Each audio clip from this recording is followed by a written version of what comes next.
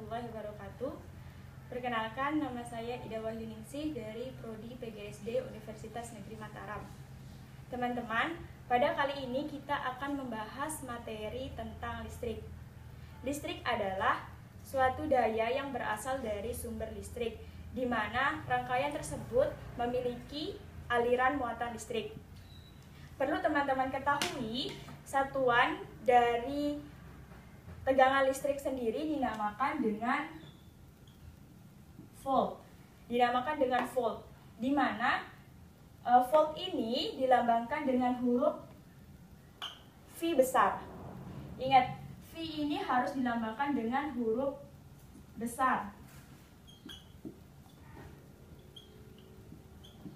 Lalu, untuk mengukur tegangan suatu listrik, itu menggunakan alat yang bernama voltmeter.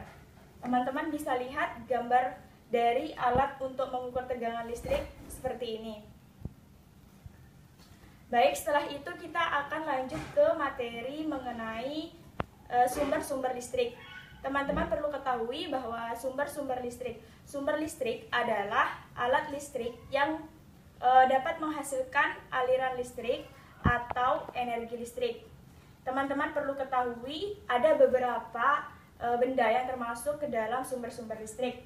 Di antaranya yaitu yang pertama ada batu baterai, yang kedua ada akumulator atau aki, lalu yang ketiga ada dinamo, dan yang keempat ada generator.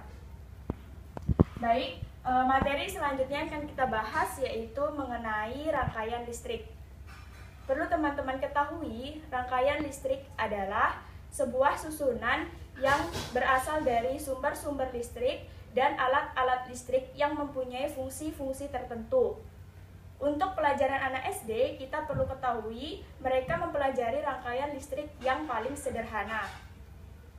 Perlu teman-teman ketahui juga bahwa di antara alat-alat listrik yang paling sering digunakan dalam rangkaian listrik sederhana yaitu ada saklar dan lampu. Berdasarkan mengalir atau tidaknya arus, ada dua macam rangkaian listrik. Yang pertama ada namanya rangkaian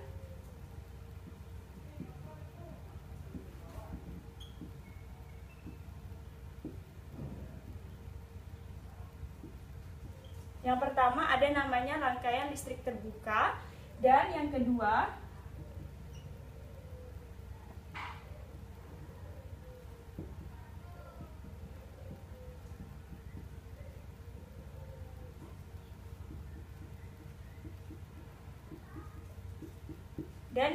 ada namanya rangkaian listrik tertutup. Di sini saya akan menggambarkan kedua rangkaian listrik ini.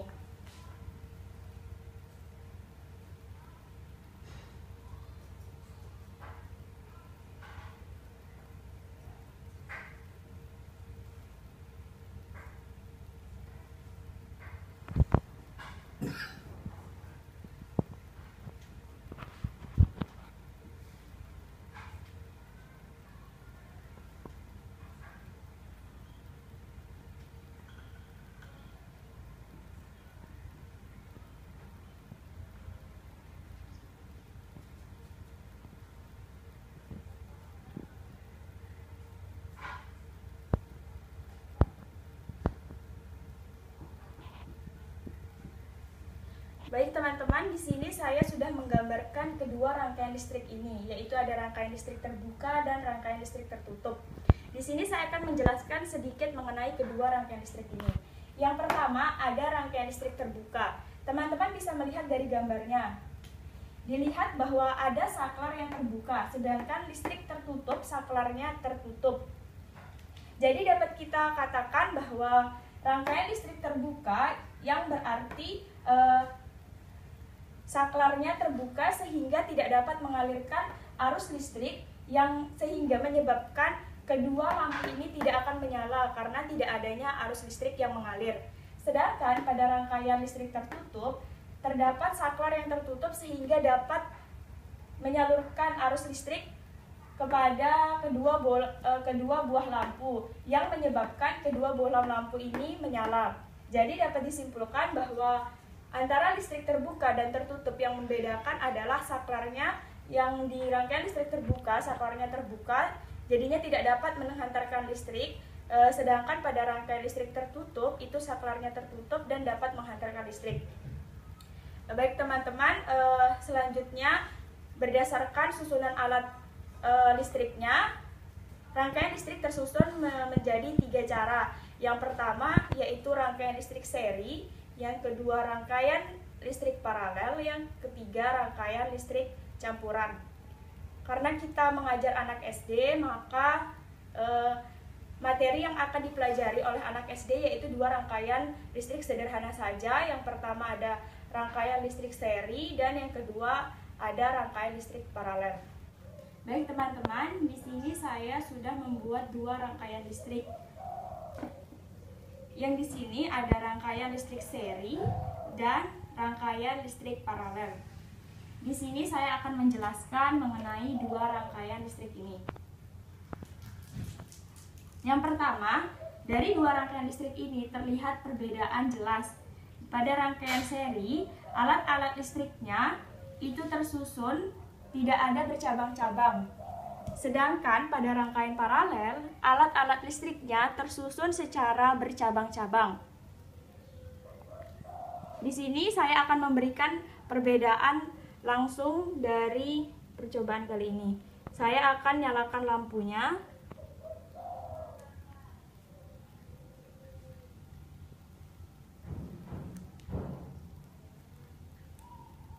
Baik, di sini terlihat jelas perbedaan dari kedua rangkaian listrik ini. Yang pertama dari nyala lampunya. Kita lihat dari rangkaian listrik seri, nyala lampunya lebih terang dibanding dengan rangkaian listrik paralel. Terlihat jelas teman-teman, perlu diingat bahwa rangkaian seri ini memiliki nyala lampu yang lebih terang daripada nyala lampu dari rangkaian listrik paralel. Baik, saya akan mencopot salah satu dari kedua lampu di kedua rangkaian listrik ini. Kita lihat perbedaannya. Baik teman-teman, jelas kita lihat perbedaannya. Pada rangkaian listrik seri, jika salah satu lampu saya matikan, maka lampu yang lainnya akan mati. Sedangkan pada rangkaian listrik paralel, kita dapat melihat jika salah satu lampu saya matikan, maka lampu yang lainnya tetap akan menyala. Jadi teman-teman, dapat kita simpulkan ada rangkaian seri dan rangkaian paralel memiliki perbedaannya masing-masing. Yang pertama, pada rangkaian seri, jika salah satu lampu dimatikan, maka lampu yang lainnya juga akan mati. Sedangkan pada rangkaian paralel, jika satu lampu dimatikan, maka lampu yang lainnya akan tetap menyala. Lalu yang kedua, kita lihat dari kelebihannya. Pada rangkaian seri, kelebihannya nyala lampu lebih terang dibandingkan rangkaian paralel. Sedangkan kita lihat kerugian dari rangkaian seri ini, kita akan memiliki biaya yang lebih besar karena pemakaian baterai itu dapat dikatakan cukup boros. Sedangkan pada rangkaian paralel tidak. Baik teman-teman, kita akan lanjut ke materi selanjutnya. Baik teman-teman, materi selanjutnya yang akan kita bahas adalah mengenai manfaat energi listrik. Perlu teman-teman ketahui bahwa energi listrik itu sangat bermanfaat bagi kehidupan manusia.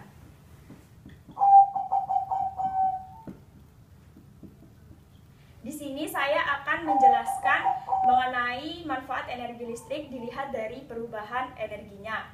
Yang pertama, perubahan dari energi listrik ke energi panas. Perubahan dari energi listrik ke energi panas dapat kita contohkan dengan setrika listrik. Tentu setrika listrik akan memudahkan manusia untuk menyetrika baju daripada menggunakan setrika yang terbuat dari arang. Yang kedua yaitu perubahan dari energi listrik ke energi cahaya. Ini dapat kita contohkan seperti lampu. Lampu itu merupakan perubahan dari energi listrik menuju energi cahaya. Lampu itu sangat bermanfaat bagi kehidupan manusia.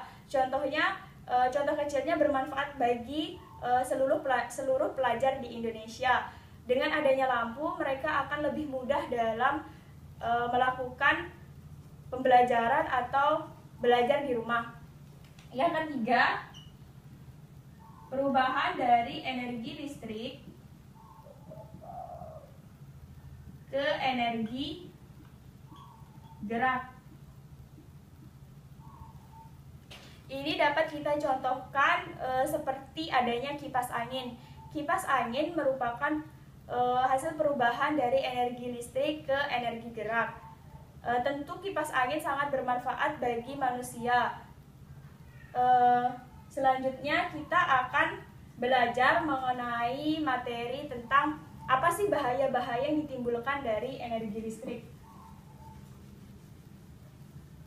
Perlu teman-teman ketahui bahwa kerugian terbesar yang ditimbulkan dari bahaya energi listrik yaitu konsleting yang dapat menimbulkan kebakaran.